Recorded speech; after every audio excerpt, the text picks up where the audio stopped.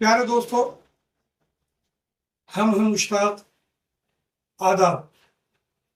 آج ہمارے اسٹوڈیو میں ملک کے نامور اناؤنسر، شاعر، میرے پیارے دوست اور اردو کے بے لوث سپاہی صابر مصطفیٰ صاحب، ہم لوگ بیٹھے بات چیت کر رہے تھے تو ایک موضوع دھیان میں آیا۔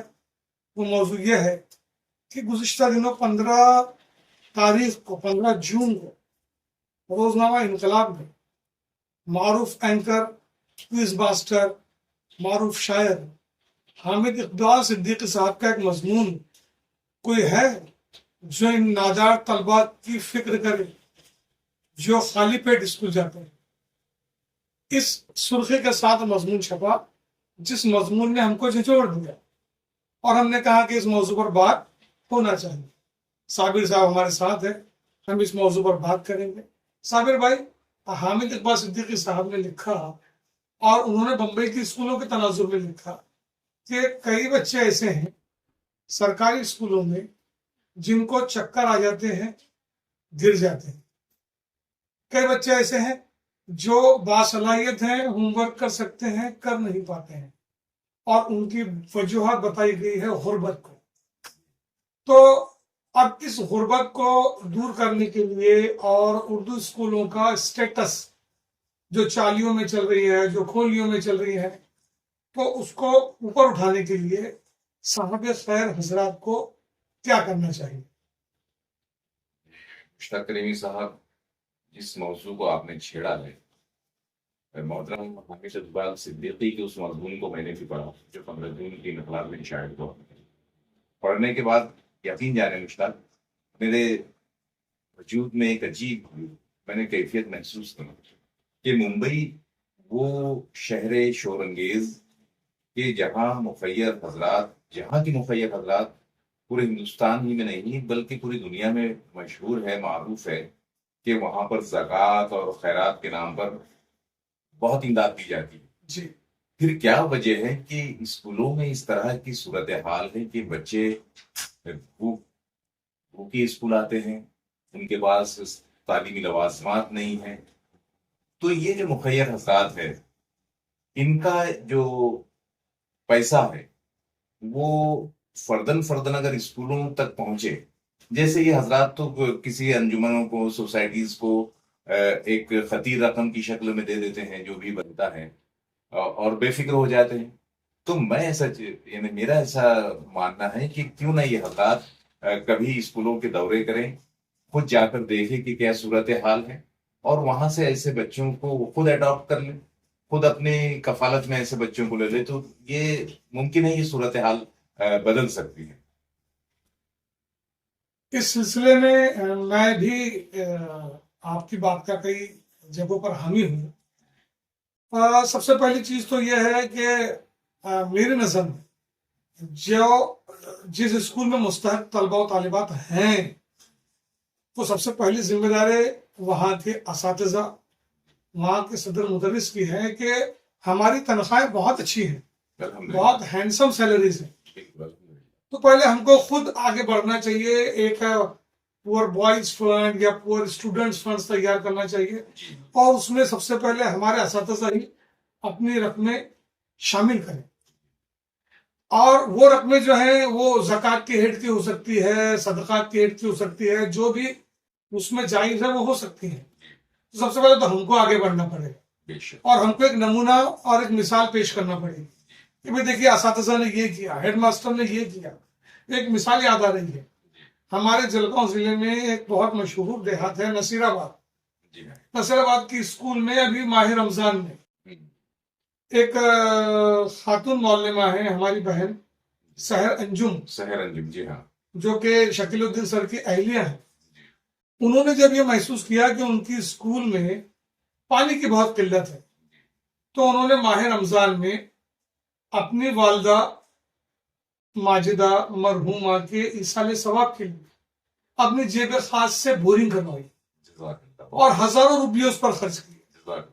تو یہ ایک ایسا جذبہ بھی ہمارے اندر ڈیولپ ہونا چاہیے۔ بے شک سب سے پہلے ہم کریں، اس کے بعد ہم دوسروں پر نظر کریں۔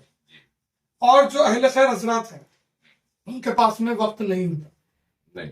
ابھی دیکھیے رمضان کے مہینے میں کتنے سفیر آتے ہیں، اس میں کتنے واقعی اوریجنل ہیں اور کتنے ایسے ہیں کہ جو دھوکے باز ہیں. بہت سارے جعلی ہوتے ہیں مشتاق ان میں. جی، بیشتر. جی. تو ان کو پہچاننا بہت مشکل ہے، مگر ہم چونکہ ہمارے پاس وقت بہت کم ہے اور ہم تحقیق نہیں کر پاتے ہیں اور اتنا وقت بھی ہمارے پاس نہیں ہوتا ہے تو ہم دے دیتے ہیں. تو میں تو یہ کہنا چاہوں گا صابر بھائی کہ ہمارے مسیح حضرات اپنے اپنے علاقوں کی اسکولوں کو گود لیں. ہاں، یہ بہت اچھی تجویز ہے ماشاء اللہ. جی.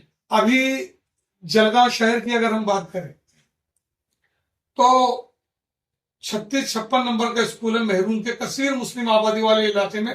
جلگاؤں شہر مہانگر پالیکا کا اسکول ہے. اس کو ہمارے مجید بھائی رانانی نے، ہاں. ان کی فیملی نے اور ان کے ٹرسٹ نے گود لیا ہے. وہ ہے کارپوریشن کا اسکول، وہ ہے سرکاری اسکول، لیکن اس کے بچوں کو بیگ ملتی ہے، یونیفارم ملتے ہیں، جوتے ملتے ہیں، اور دیکھیے ایسا لگتا ہے کہ جیسے کوئی انگلش میڈیم کا اسکول ہے. آپ اسی کے کمپٹیشن میں کہیے یا اسی کی تقلید کہیے. سپریم کالونی کے علاقے میں 11 نمبر اسکول جو ہے وہ ایڈاپٹ کیا قادر کچی صاحب نے، اچھا. قادر ٹکی صاحب نے، ہاں. جو جلگاؤں کے بڑے بزنس مین ہیں، اور ان کی جو میمن فاؤنڈیشن ہے انہوں نے اس کو ٹیک اوور. آج اس اسکول میں 1100 بچے ہیں. کیا کہیں. پہلی سے 8ویں تک ان کے پاس میں 1100 بچے ہیں، اور اب وہ 9ویں کلاس بھی اس سال سے انہوں نے شروع کی. سرکاری اسکول ہے لیکن وہ پورا خیال رکھتے ہیں. ایک پروگرام میں میں گیا تو میں پھڑک گیا کہ بچوں کے پروجیکٹس اور بچوں کے ماڈلز اور ان کی تقاریر اور ان کا پرفارمنس دیکھ کر تو بہت مسرور ہو گیا. تو جیسے آل انڈیا میمن جماعت فاؤنڈیشن یا آل انڈیا میمن جماعت فیڈریشن کام کر رہا ہے، ایسے ہی ہر جگہ اسکولوں کو گود لینے کی ضرورت ہے. جی.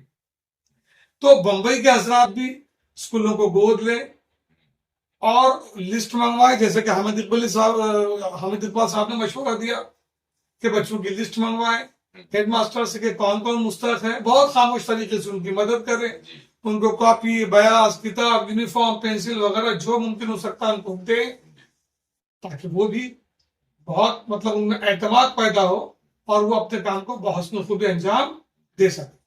تو صاحب خیر حضرات کی یہ ذمہ داری ہے کہ وہ اردو اسکولوں کی طرف بھی توجہ کریں، کیونکہ انگلش میڈیم کی طرف تو بھاگ رہے ہیں، مراٹھی والے بھی بھاگ رہے ہیں، اردو والے بھی بھاگ رہے ہیں.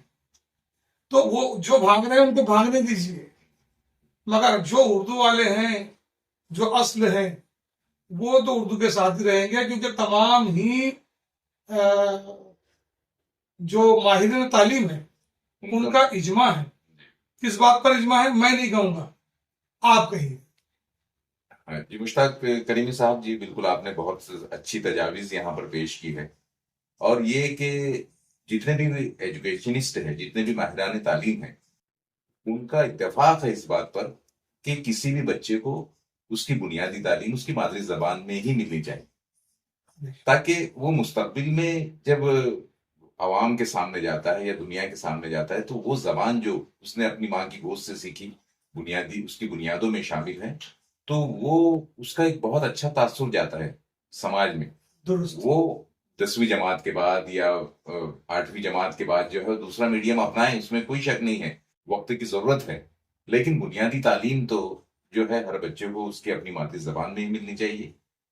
یہ میں نہیں کہہ رہا ہوں، بلکہ یہ بڑے بڑے ماہران تعلیم کا اتفاق ہے اس بات پر. ویسے مشتاق، آپ نے جو میمن فیڈریشن اور ہمارے قادر ٹکی بھائی کی جو مثالیں دی ہیں، مجھے یاد آیا ہے کہ میں جس اسکول میں نے کام کیا ہے، سعودہ انگلو اردو ہائی اسکول میں، تو ہماری اتحاد ایجوکیشن سوسائٹی کے جو اس وقت فاؤنڈر پریزیڈنٹ ہوا کرتے تھے مرحوم الحاج اختر حسین امداد علی صاحب، ان کا معمول تھا. یہ بڑی خاموشی سے میرے پاس آتے تھے. انہوں نے پورا شیڈول اپنی نوٹ بک میں لکھ رکھا تھا کہ 10ویں جماعت کے ایگزام فارم کب بھرے جاتے ہیں. تو وہ مجھے اپنے پاس نہیں بلاتے تھے بلکہ خود اسکول میں چل کر آتے تھے، جبکہ وہ ایک بہت امیر کبیر آدمی ہے ہمارے یہاں کے سعودہ کے، لیکن ان کا اخلاص یہ تھا اور ان کی تڑپ یہ تھی کہ وہ خود اس اسکول کے دفتر میں آ کر مجھے وہ خاموشی سے ایک طرف ایک سائڈ میں بلا کر پوچھتے تھے کہ صابر صاحب 10ویں جماعت میں اس ان سال کتنے بچے اپیئر ہو رہے ہیں، اور ان میں ایسے بچوں کی فہرست مجھے دیجیے جو ایگزام فیس نہیں بھر سکتے۔ واہ! تو مشتاق، یقین جانو یار، یہ سلسلہ ان کے آخری سانس تک جاری رہا جب تک وہ حیات رہے، اور بڑی خاموشی سے میں ان کو لسٹ دیتا تھا، اور وہ فیس کا مجھ سے بیورا لے لیتے تھے کہ کتنی ایک بچے کی فیس ہوتی ہے، اس کو ملٹی پلائی کر کے وہ میرے پاس بھیج دیا کرتے تھے، اور یہ اس تلقین کے ساتھ کہ میرے نام کا ڈکلیریشن نہیں ہونا چاہیے۔ کیا بات! یار یہ جذبہ ان کے پاس، نام و نمود سے پرے، نام و نمود سے پرے، بہت بے لوث ہو کر اللہ ان کی مغفرت کرے، آمین، ان کے درجات بلند کرے۔ ایسے افراد سماج میں، معاشرے میں بہت سارے ہیں، یہ ہے کہ ہم ان تک اپروچ نہیں ہو پاتے ہیں۔ تو آپ نے جیسے کہا کہ اساتذہ کی بھی ذمہ داری ہے کہ یہ خود ایسے لوگوں کی ایک فہرست تیار کرے۔ شہر میں بہت سارے مخیر حضرات ہیں، بہت ساری انجمنیں ہیں، بہت ساری تنظیمیں ہیں، اور بہت سارے چیریٹیبل ٹرسٹ ہیں جو اس طرح کے کام کرتے ہیں، تو اساتذہ بھی ان تک اپروچ ہوں۔ اس میں کوئی قباحت نہیں ہے کہ ایک ہم ان تک پہنچے، لیکن اپنی اسکولوں کو ہم اس طرح سے اسکولوں کے حالات بدل سکتے ہیں، اور جو مستحق بچے ہیں واقعی ان کی جو تعلیمی ضروریات ہیں ان کو پورا کر سکتے ہیں۔ ایک بات یاد آئی، کیونکہ میں نے حامد اقبال صاحب کو فون کیا جی کہ آپ کا مضمون بہت اچھا ہے، مجھے بہت پسند آیا اور میری آنکھوں میں آنسو آ گئے۔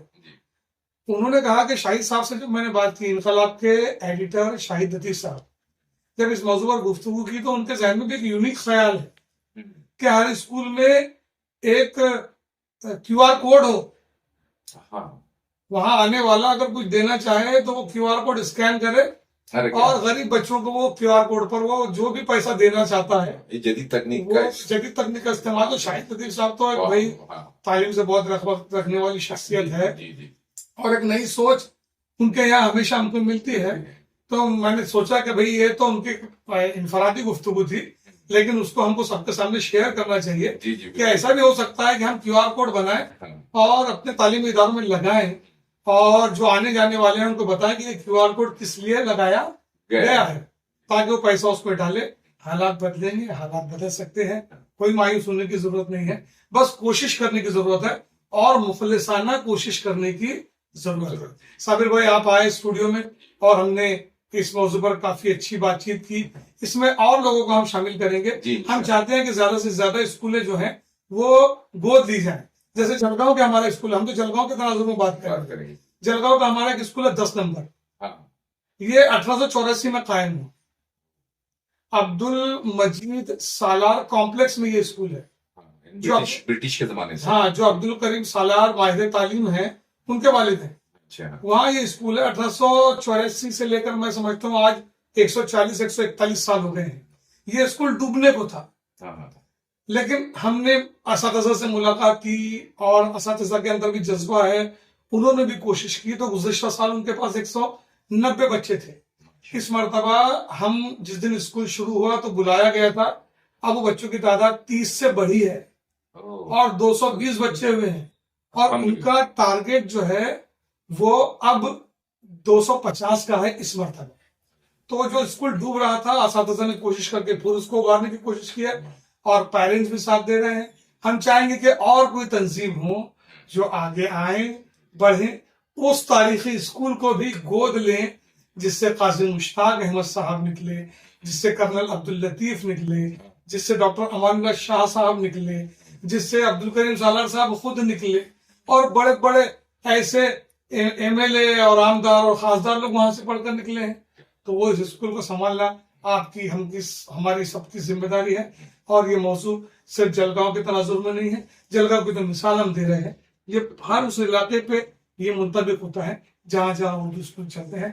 آپ آئے، ہماری بات پر لبیک کہا، اس لیے بہت شکریہ، تھینک یو۔